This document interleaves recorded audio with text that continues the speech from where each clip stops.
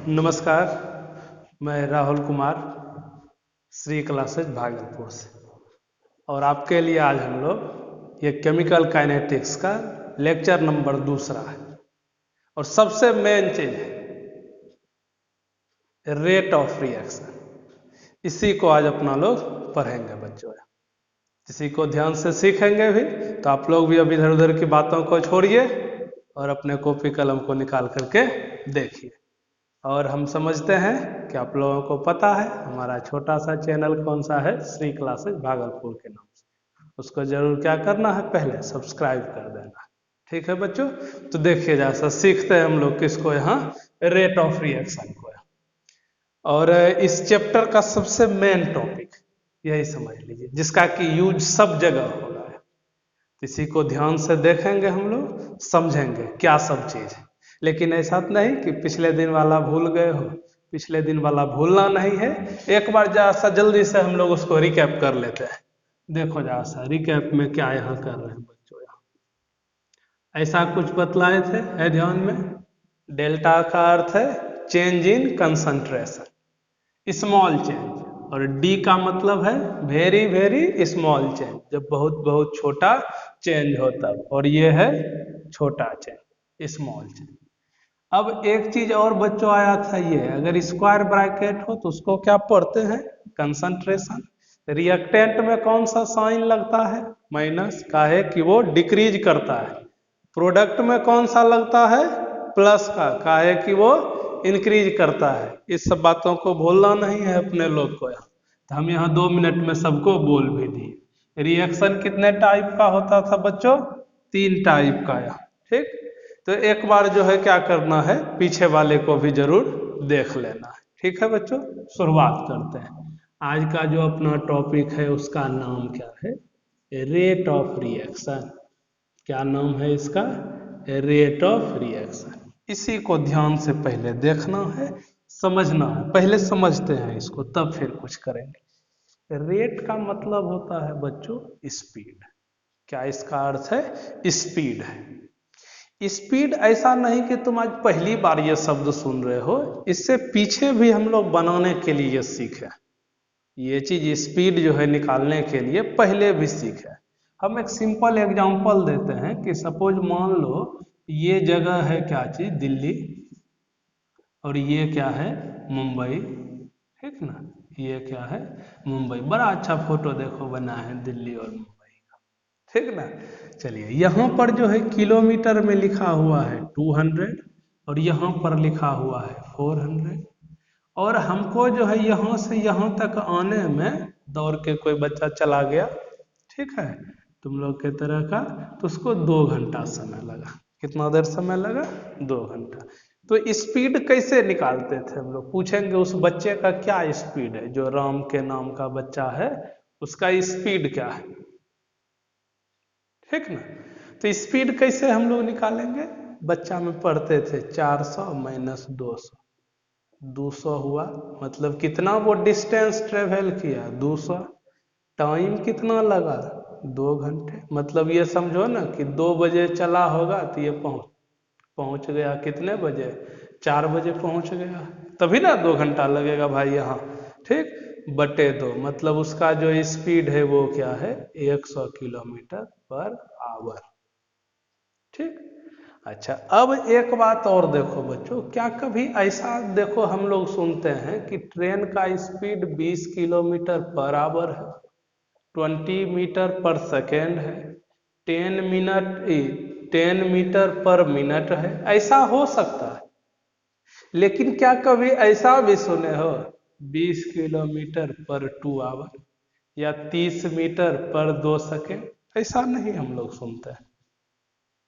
किसी भी चीज का जो स्पीड है ये 2 सेकेंड 2 घंटे में नहीं, यूनिट टाइम में निकलता है। यूनिट मतलब है एक, या तो 1 सेकेंड में आएगा, या तो 1 मिनट में आएगा, 1 घंटे में आएगा, 1 साल में आएगा। ये 2 घंटा 2 सेकेंड इसका चर्चा हम लोग करते।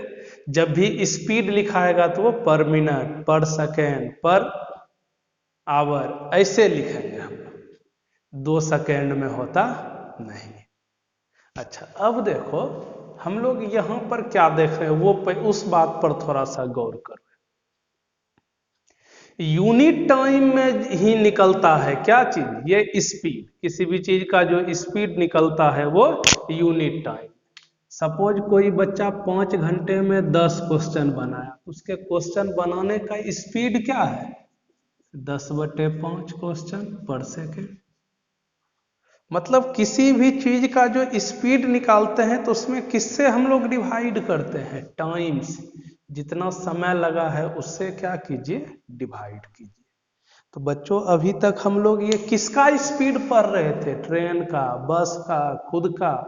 तब यहाँ ऐसा काम था। यहाँ ट्रेन में तो वो डिस्टेंस ट्रेवल करता है, दूरी तय करता है कि 200 किलोमीटर किया कितने देर में, 2 घंटे में, क्या स्पीड है। 300 किलोमीटर किया 3 घंटे में, तो क्या स्पीड है, वो हम लोग दिखला दिए। अब देखो बच्चों इसी को ध्यान से थोड़ा देखना है। रिएक्शन में क्या ये जो अपना हाइड्रोजन और नाइट्रोजन है, क्या ये 10-20 किलोमीटर चलने लगेगा क्या यहाँ, तो वो किलोमीटर नहीं जाएगा। हम एक बात ये बताए अभी आपको, अगर ध्यान में है, यही एक रिएक्शन मान लिए, ठीक ना। अगर रिएक्शन का सपोज शुरुआत में कंसंट्रेशन इस रिएक्टेंट का कितना था, 20। कब, जबकि समय 0 है। कुछ देर बाद, 5 मिनट बाद ये घट के हो गया 15। तब बताइए अब क्या स्पीड है, किस चीज का, इस रिएक्टेंट के डिक्रीज करने का। क्या रिएक्टेंट इंक्रीज भी कभी करेगा, तो वो कभी इंक्रीज कर सकता नहीं है। ये रिएक्टेंट क्या करेगा, डिक्रीज करेगा। तो कितना का डिक्रीमेंट है, 5 का। कितने देर में, 5 मिनट में। स्पीड क्या है, ये 5 ना। क्या लिखेंगे, स्पीड बराबर 5 चेंज इन कंसंट्रेशन, जैसे वहां पर लिखते थे किसमें, डिस्टेंस में। कितना डिस्टेंस ट्रेवल किया, यहाँ कितना कमी है किसमें, रिएक्टेंट में। और अगर प्रोडक्ट रहता तो कहते इंक्रीमेंट, ये 0 से बढ़ के हो जाएगा कितना, 5। कैसे वो लिख दिए, तो देख लो ना, एक ए से कितना बी बनता है, 1 बी। अभी तो कुछ नहीं होगा, शुरू ही नहीं हुआ है रिएक्शन। कुछ देर बाद ये घट के 15 हुआ, तो बाकी जो 5 था वो कहाँ चला गया, बी में। कैसे पता किए, 1 ए से 1 बी, 5 घटा है, तो 5 से कितना बी बनेगा, 5। अब वो समझने के लिए बोल दिए, तो रिएक्टेंट में डिक्रीमेंट आएगा और प्रोडक्ट में क्या आएगा, इंक्रीमेंट। तो चेंज इन कंसंट्रेशन, यहाँ डिस्टेंस ना, अब बटे क्या चीज, चेंज इन टाइम। कोई भी चीज का स्पीड निकालेंगे तो वो फिक्स यूनिट टाइम में निकलेगा। यूनिट टाइम करने के लिए आपको टाइम से ही डिवाइड करना पड़ेगा। 5 घंटे में ट्रेन जा रहा है 100 किलोमीटर, स्पीड क्या वही 100 है क्या, नहीं, 100/5 यानी 20 किलोमीटर पर आवर। किससे भाग दिए हो, टाइम से। तो टाइम से तो भाग देना ही पड़ेगा, क्या निकालने के लिए, स्पीड को। अब इस सब को एक साथ जोड़ करके हम कहते हैं रेट कितने टाइम में निकालते हैं, यूनिट में। रिएक्टेंट के कंसंट्रेशन में कितना डिक्रीमेंट है, कमी है, या प्रोडक्ट के कंसंट्रेशन में कितना इंक्रीमेंट है, वृद्धि है, कितने समय में, यूनिट टाइम में, उसे ही क्या कहते हैं, रेट ऑफ रिएक्शन। कोई ट्रेन 1 घंटे में जितना चलेगा वही उसका स्पीड है। वही बात यहाँ पर है, रिएक्टेंट जितना डिक्रीज करेगा या प्रोडक्ट जितना इंक्रीज करेगा, कितने टाइम में, यूनिट टाइम में, उसे ही क्या कहते हैं हम लोग, रेट ऑफ रिएक्शन। दिक्कत किसी को इसमें बच्चों, यूनिट टाइम में रिएक्टेंट जितना डिक्रीज करेगा या प्रोडक्ट जितना इंक्रीज करेगा, उसे ही क्या कहते हैं, रेट ऑफ रिएक्शन। डिनोट इस बेचारे को किससे करोगे, आर से। किससे डिनोट करोगे, आर से डिनोट करेंगे, दिक्कत नहीं। फॉर्मूला क्या इसका होगा, रेट ऑफ रिएक्शन लिख दो या स्पीड लिखो। रेट ऑफ रिएक्शन बराबर चेंज इन कंसंट्रेशन, डिस्टेंस नहीं, रिएक्शन में जब भी होगा तो कंसंट्रेशन का चर्चा। बटे क्या चीज, चेंज इन टाइम। अच्छा ये बताओ कि हम लोग ये चेंज कैसे निकालते हैं। ट्रेन में तो कह दिए कि यहाँ दिल्ली से मुंबई चले गए, यहाँ था 200 किलोमीटर और यहाँ था 400, तो डिस्टेंस में चेंज कितना हुआ, कितना डिस्टेंस ट्रेवल किया, 400 माइनस 200। यहाँ कितना का कमी हुआ है, कैसे निकालोगे, तो 20 माइनस 15। तो उसको ऐसे लिखते हैं, फाइनल लास्ट वाले में घटा दीजिए शुरू वाले, इनिशियल। टाइम में भी क्या करेंगे, final time minus initial time, समय में भी वही हो गया, फाइनल 5 माइनस 0। एक चीज और है बच्चों, देखो इसमें अगर रिएक्टेंट के फाइनल में इसको घटाओगे तो साइन आ जाएगा कौन सा, माइनस का। और क्या कभी तुम लोग ऐसा सुने हो कि ट्रेन माइनस 20 किलोमीटर पर घंटा के स्पीड से चलता है, कभी नहीं होगा।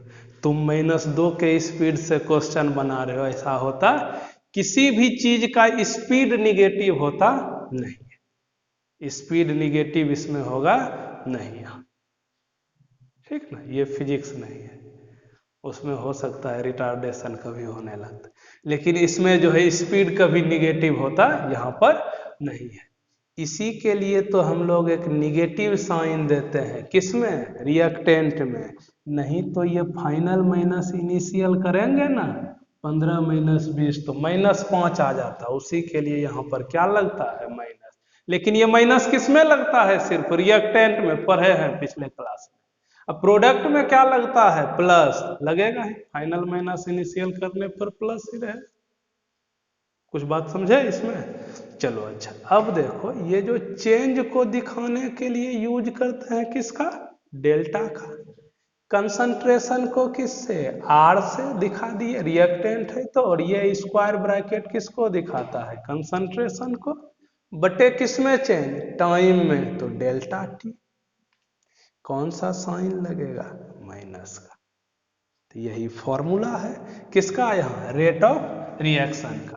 अच्छा अगर कोई व्यक्ति कह देता यूनिट बताइए उसका, यूनिट क्या होगा, तो कंसंट्रेशन तो हुआ मोलरिटी अपना, मोलरिटी का यूनिट हम जानते हैं हम लोग, होता है मोल प्रति लीटर। क्या होता है, मोल प्रति लीटर। तो रेट का देखो क्या हो जाएगा यूनिट, रेट ऑफ रिएक्शन का, कंसंट्रेशन का यूनिट मोल पर लीटर, और टाइम को टी से ही अभी दिखा दो, तो ये हो गया मोल पर लीटर टाइम इनवर्स। अब टाइम उसमें किसमें हो सकता है, सेकेंड, मिनट, आवर, ईयर, जिसमें हो जाए। दिक्कत कुछ बच्चों इसमें यहाँ नहीं होना चाहिए, ठीक है। तो हम इस पूरे को अच्छी तरीके से एक बार लिख दे रहे हैं, तब फिर एक बार पुनः बोलेंगे। चलिए चलिए बच्चों, तो हम लोग जो ये रेट ऑफ रिएक्शन पर है उस सबको यहाँ अच्छे तरीके से एक बार लिख भी दिया, जैसा एक बार देख लो इसको। क्या कंसंट्रेशन में डिक्रीमेंट है, किसके, रिएक्टेंट, या इंक्रीमेंट है किसमें, प्रोडक्ट। लेकिन कितने टाइम में भाई, यूनिट टाइम, उसी को क्या कहेंगे, रेट ऑफ रिएक्शन। डिनोट किससे करते हैं, आर से। ये फॉर्मूला उसका लिख दिए हैं, दिक्कत नहीं इसमें बच्चों। उसको देखो यहाँ पर एक चीज और लिखा है, अगर लिखते हैं रिएक्शन रिएक्टेंट के लिए तो माइनस लगाना है, प्रोडक्ट में प्लस लगाना है, ठीक। यूनिट क्या है वो देख लिए, डिनोट किससे करते हैं इसको, आर से, तो दिक्कत नहीं है इसमें। यहां तक हम लोग देखे हैं। एक बात और बच्चों समझना है अपने लोग को, क्या कि ये रेट ऑफ रिएक्शन होता है कितने टाइप का, ठीक ना, उस चीज को अब जानते हैं।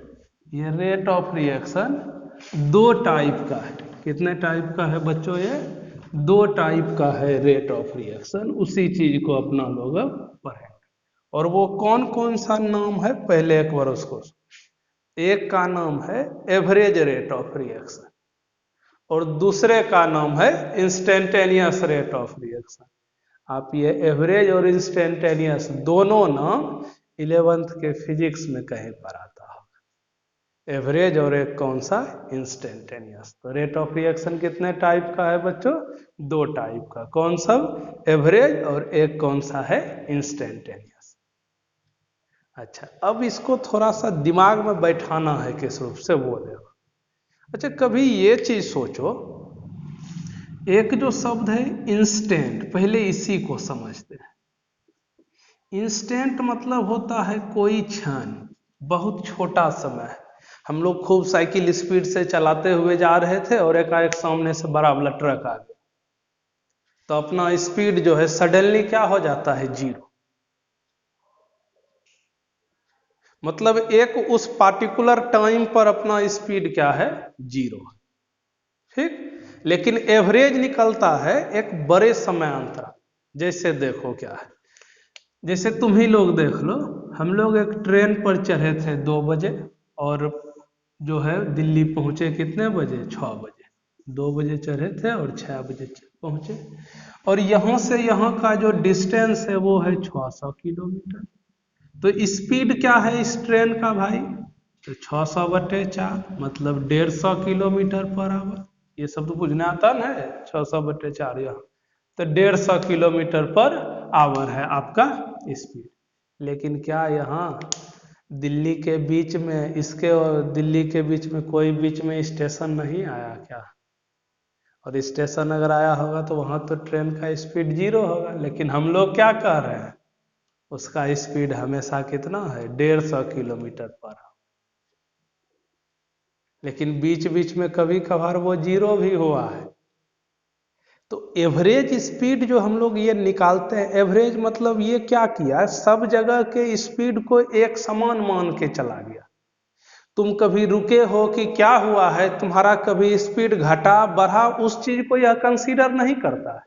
ये जो पूरा एक समय का अंतराल है, ये 2 से 6 के बीच का, उस सब जगह पर ये मान लिया कि तुम्हारा स्पीड कितना है, 150 किलोमीटर पर। मतलब यही समझिए ना कि ये जो एवरेज स्पीड है, एवरेज स्पीड जो हम लोग निकालते हैं वो कहाँ पर, एक लार्ज टाइम इंटरवल में, बड़े समय अंतराल। कहाँ पर निकालते हैं, लार्ज टाइम इंटरवल में। सेम वही है, अगर डिफिनेशन के हिसाब से सोचेंगे, सबको हम बतला रहे हैं, लेकिन पहले भी दिमाग में ये बैठाना है कि एवरेज वाले को कहाँ पर हम लोग यूज करते हैं, जब टाइम इंटरवल बड़ा हो। इंस्टेंटेनियस का मतलब होता है कोई एक पार्टिकुलर टाइम पर, 2 बजे ट्रेन बंद है, ठीक ना, और 2:01 में अगर पूछे क्या यहाँ इसका स्पीड होगा, 0 होगा। कैसे ही तुम बता दिया कि इस दोनों के बीच का टाइम इंटरवल क्या है, बहुत ही कम है, 1 सेकेंड बहुत छोटा समय हुआ, ठीक ना। तो जब टाइम इंटरवल जब छोटा हो ना, तो हम पार्टिकुलर ये बता दिए कि नहीं 2:01 पर इसका स्पीड 0 है। लेकिन अगर ऐसा कोई कहे कि 2 बजे ट्रेन बंद है और बताओ 2-2:30 बजे क्या उसका स्पीड हो, हम नहीं बता पाएंगे। हो सकता है बंद रह जाए, या हो सकता है बहुत स्पीड में चल रहा हो। काहे नहीं बता पा रहे हैं कि टाइम इंटरवल बहुत बड़ा हो गया। लेकिन जब टाइम इंटरवल बहुत छोटा है तो एक देखो पार्टिकुलर इंस्टेंट पर हम लोग स्पीड बता पाते हैं। 2:01 में क्या स्पीड है हम बता देंगे आसानी से, कोई दिक्कत नहीं है, काहे कि टाइम इंटरवल बहुत ही छोटा है। तो 2 ही चीज इतना दूर तक में हम लोग सीखे कि एवरेज का कब यूज करते हैं, जब टाइम इंटरवल बड़ा। इंस्टेंटेनियस कब यूज करेंगे, जब टाइम इंटरवल क्या हो, यहाँ बहुत ही छोटा हो। 1-2 बात और है बच्चों इसमें, ये समझ गए होंगे, क्लियर है ये सब का। चलिए अच्छा, तब एकदम खुशी मन से आगे देखिए। एवरेज वाले को शॉर्ट में ये लिख करके दिखाते हैं, RAVG। क्या लिखते हैं, R for rate of reaction. कैसा, एवरेज का। इंस्टेंटेनियस वाले को शॉर्ट में लिखेंगे R इंस्ट।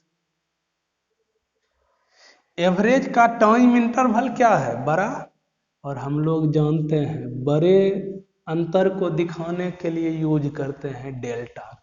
और जब बहुत बहुत छोटा परिवर्तन हो तो उसके लिए किसका यूज करते हैं, डी का। बड़े अंतर के लिए डेल्टा का और छोटे के लिए डी का। तो ये बड़ा अंतर किस में होगा, एवरेज में। छोटा वाला किस में होगा, इंस्टेंटेनियस वाले। तो ये डेल्टा का यूज किस में करोगे? एवरेज में। और डी का किस में करोगे? इंस्टेंटेनियस। ये 2-3 बात समझे आप पहले। एवरेज का कहाँ यूज करेंगे? जब टाइम इंटरवल बड़ा हो। इंस्टेंटेनियस कब यूज होगा? टाइम इंटरवल छोटा हो। डेल्टा से दिखाएंगे इसको डी से दिखाएंगे। डिफिनेशन एकदम हूबहू जैसा रेट ऑफ रिएक्शन का है वही। रिएक्टेंट के कंसंट्रेशन में कितना डिक्रीमेंट है या प्रोडक्ट में कितना इंक्रीमेंट, कितने टाइम में, यूनिट टाइम में, लेकिन किसके लिए? For large time interval is known as average rate of reaction. और अगर वही क्या लिख देंगे वहां पर? फॉर स्मॉल टाइम इंटरवल, तब उसका नाम क्या पड़ेगा? इंस्टेंटेनियस। डिनोट किससे करेंगे? R A V G. इसको किससे करेंगे? आर इंस्ट से। हमको लगता है ये समझ गया, दिक्कत नहीं है बच्चों इसमें। हाँ, इसको किससे दिखाओगे? डेल्टा से। और उसको किससे दिखाओगे? डी से। तो चलिए देखिए जरा सा, इस पूरे को भी अच्छी तरीके से लिख देते हैं। चलिए बच्चों, तो हम लोग जो अभी तक में पढ़े ये रेट ऑफ रिएक्शन का टाइप, उस दोनों के भी डिफिनेशन को अच्छे तरीके से यहाँ पर लिख दिए कि एवरेज रेट कब बोलेंगे? लार्ज टाइम इंटरवल के लिए आर ए वी जी से डिनोट करेंगे, डेल्टा का यूज करेंगे। अगर उसी डिफिनेशन में खाली जहाँ पर अंडरलाइन किया उसके जगह पे लिख दोगे ये, तो वही हो गया क्या चीज? इंस्टेंटेनियस। आर इंस्ट से दिखाते हैं, किसके द्वारा रिप्रेजेंट करते हैं इसको? डी के द्वारा। ये हो गया क्या चीज? अपना रेट ऑफ रिएक्शन का टाइप और उसका डिफिनेशन। अब मेन चीज देखते हैं कि ये एवरेज रेट का जो एक्सप्रेशन है ये कैसे लिखते हैं किसी भी रिएक्शन के। ये एक से समझो तब फिर अपने से लिखना है। ठीक है बच्चों, देखिए जरा सा। देखिए पहले क्या है? Method to write expression of average rate oblique or instant. समझ गए होंगे इंस्टेंटेनियस रेट लिखने का क्या तरीका है। हम एक जनरल का पहले लिख करके दर्शाते हैं। लेट ए जनरल रिएक्शन, जहां पर नहीं समझ में आएगा वो कहना। ये ए प्लस बी, उससे बना क्या है? C plus D. इसी रिएक्शन के लिए अगर कहे एवरेज रेट लिखिए, कैसे लिखते हैं जा सा इस पर गौर करना। ठीक है बच्चों, देखो जा सा, एवरेज रेट लिखना है तो लिख दिए ना, बराबर ए रिएक्टेंट है कि प्रोडक्ट है भाई? रिएक्टेंट है, तो माइनस साइन लगेगा। इसमें जिस भी कोफिशिएंट से ये मल्टीप्लाई हो, ये जो लिखा रहता है जैसे H2 प्लस O2 बना क्या? H2। यही है यहाँ पर, ये नंबर को दिखा रहा है B, यहाँ कुछ नहीं है तो 1 है, उसको दिखा रहा है A। तो जिस भी चीज से ये मल्टीप्लाई रहेगा उससे भाग कर देना 1/A। एवरेज लिखना है तो डेल्टा, किसके कंसंट्रेशन में चेंज? ए का। जो नाम रहता वो पूरा यहां पर लिखते, बटे चेंज इन टाइम बराबर, प्लस का चिन्ह नहीं देते हैं बराबर का। इसमें बार बार बच्चे का गलती होता है, इस पर थोड़ा गौर करना। इसके लिए माइनस लगेगा, काहे? ये भी रिएक्टेंट है, एरो के लेफ्ट साइड वाला रिएक्टेंट। माइनस बी से मल्टीप्लाई है तो बी से भाग दो, डेल्टा बी बटे डेल्टा टी बराबर प्लस का साइन, काहे कि प्रोडक्ट है, प्रोडक्ट में प्लस का साइन। सी है उससे भाग दे दो, डेल्टा सी बटे डेल्टा टी बराबर, इसके लिए बोलो plus 1/d delta D by delta T. चलिए अच्छा, अब देखो अगर बच्चों इसी का इंस्टेंटेनियस लिखना हो, सब कुछ वही रहेगा, खाली डेल्टा के जगह पर डी होगा। रिएक्टेंट है तो माइनस, ए से मल्टीप्लाई है तो ए से डिवाइड किए, D A by d t बराबर रिएक्टेंट है तो माइनस, बी से मल्टीप्लाई है तो डिवाइड किए, d v by d t बराबर प्रोडक्ट है तो प्लस, सी से मल्टीप्लाई है तो डिवाइड कीजिए, d c by d t बराबर प्लस का साइन दीजिए 1/d d d by d t, ये हो गया इंस्टेंटेनियस रेट। ऐसे नहीं होगा, एक एग्जांपल कोई सपोज ये लिख दे 2a + 3b, इससे बना है 4c, इसके लिए कहता आपको लिखने के लिए एवरेज रेट लिखिए, नहीं लिख पाते, ऐसे लिख देंगे। रिएक्टेंट है कौन सा साइन माइनस, किससे मल्टीप्लाई है 2 से तो 1/2, डेल्टा का है कि एवरेज लिख रहे हो, यही हो गया रेट ऑफ रिएक्शन अपना ए के टर्म में। अगर बी के टर्म में लिखना हो तो फिर लिख दीजिए, या यही नीचे बराबर करके दिक्कत कुछ इसमें बच्चों। सी के टर्म में लिखना हो तो +1/4 delta c by delta t. कोई कहता इसी का लिखिए इंस्टेंटेनियस रेट, तब क्या करते -1/2 डेल्टा की D D A by d t बराबर, इसमें कौन सा साइन लगेगा बी में बच्चों, -1/3 d b by d t, वो दिख रहा है कि नहीं, देखना जा सब बच्चों। 4c प्लस का चिन्ह 1/4 d c by d T.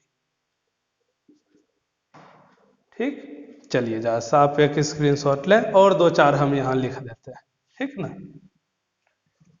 तो इसी रूप से हम लोग लिखते हैं एवरेज रेट को।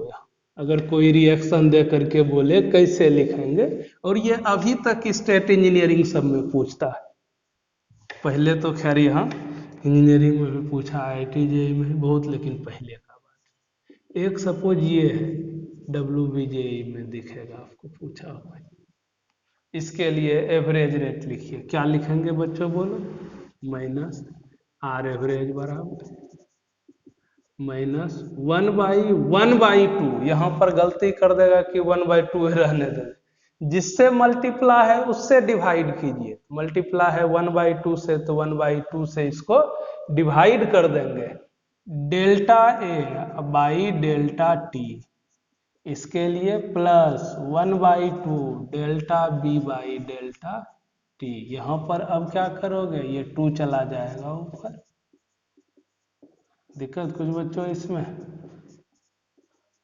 दिक्कत नहीं है, होना चाहिए इसमें। एक और चीज है बच्चों, यहाँ एक और दूसरा हम लिख दें, ये H2 + I2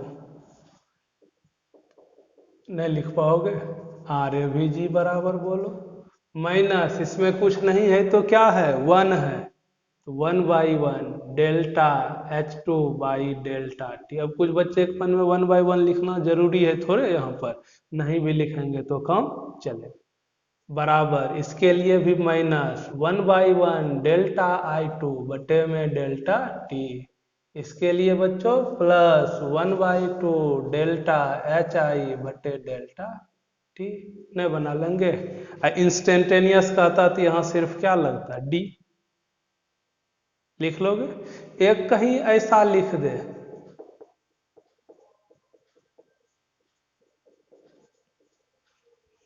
ऐसा नहीं कि अभी प्लस माइनस देख करके डर जाना, चलिए तो इसके लिए भी क्या लिखते, माइनस कुछ नहीं है तो 1 है, डेल्टा H प्लस बटे में डेल्टा टी, इसके लिए कौन सा साइन -1/1 डेल्टा OH माइनस बटे डेल्टा टी बराबर +1/1 delta H2 by delta T. चलिए बच्चों, तो हम लोग जो है ये हम उम्मीद करते हैं आप लोग सीखे भी होंगे। आप अपने NCERT बुक में अगर पेज नंबर जा करके 96, 97 या ये कह लीजिए कि ये जो चैप्टर जहाँ से शुरू हुआ है उसके आगे यहाँ 2, 3 या 4 पेज अगर पढ़ेंगे तो वहाँ तक का चीज़ इसमें खत्म हो जाए। बीच बीच में आपको ऐसा एग्जाम्पल दिखेगा लिखा हो, और हम लोग क्या किए हैं, ये पहला और दूसरे लेक्चर का इंग्लिश नहीं था लिखा हुआ, इससे पीछे जो अपलोड किए हैं, तो उसके लिए इसको बतला भी दिए इंग्लिश मीडियम में भी। आगे का जितना भी लेक्चर है उसमें हिंदी इंग्लिश दोनों है, और आपको कहीं पर कोई दिक्कत नहीं होगा। आगे जो इसके तीसरा नंबर है, लेक्चर नंबर 3, उस सब को आप देखते चलिएगा सीरियली, प्लेलिस्ट खोल करके, श्री क्लासेज भागलपुर का केमिकल का एंटिक्स। और कहीं पर कोई दिक्कत लगे तो बेहिचक हमको कहना, ठीक। देखते रहिए और आनंद करते रहिए। आप लोगों का बहुत बहुत धन्यवाद। पुनः हम लोग मिलेंगे अगले दिन।